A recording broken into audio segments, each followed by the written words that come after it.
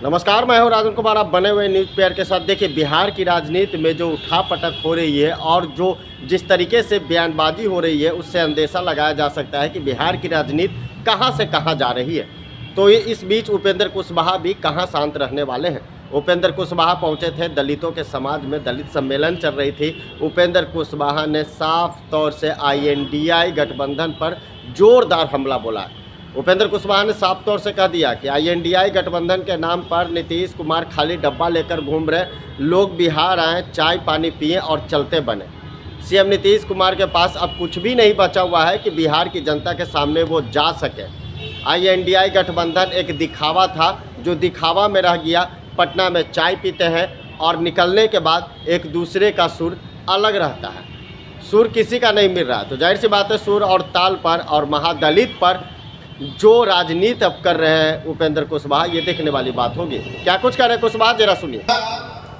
15 साल बड़े भाई और 20 साल से छोटे भाई और उसके पहले भी उन्हीं के गठबंधन के हिस्सेदार लोग आजादी के बाद से लेकर सरकार में, बिहार में, तो सब लोग वही लोग सरकार में रहे लगभग लगातार।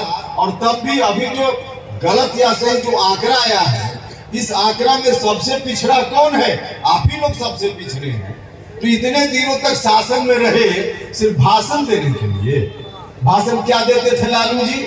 उस वक्त भाषण देते थे, गैया बकरिया चढ़ती जाए, मुनिया बिटिया पढ़ती जाए। याद होगा आप सब। लालू जी, गैया बकरिया तो आपसे पहले भी चल रही थी, आपके समय भी चल रही थी, आज भी चल रही है, लेकिन गरीब घर की मुनिया बेटिया कहाँ पढ़ेगी? इसका इंतजाम न तो आपने किया और न आपके छोटे भाई नीतीश कुमार जी ने किया। गरीब लोगों को सरकार से सबसे ज्यादा मदद कहाँ चाहिए? दो काम में सबसे ज्यादा मदद। अंत में आकर नीतीश जी ने तो और ऐसा कर दिया। नीतीश जी ने कुछ अच्छा काम किया जरूर, लेकिन अंत में आकर जो कहा जाता है कि तूफान से किश्ती को निकाल कर लाए, तो तूफान को किश्ती से निकाल कर लाए। 2005 के पहले का जो बिहार था, उस बिहार को तूफान से लाए निकाल करके। लेकिन अब नीतीश जी फिर से जब उनकी राजनीति की अंतिम पारी हो रही है और कह रहे कि बिहार को फिर उसी तूफान में हम डाल देंगे, उन्हीं RJD वालों के हाथ में दे देंगे, जिन RJD के लोगों ने किस तरह से बिहार को अपने शासनकाल में बर्बाद करके रख दिया। तो नीतीश जी जब वही सौंपने की बात करने लगे, यह तो और भी दुर्भाग्य की बात है। तो हम आपसे आग्रह करना चाहेंगे, लोग विपक्ष के लोग आपको अनेक तरह की बात करके आपको भड़काने का।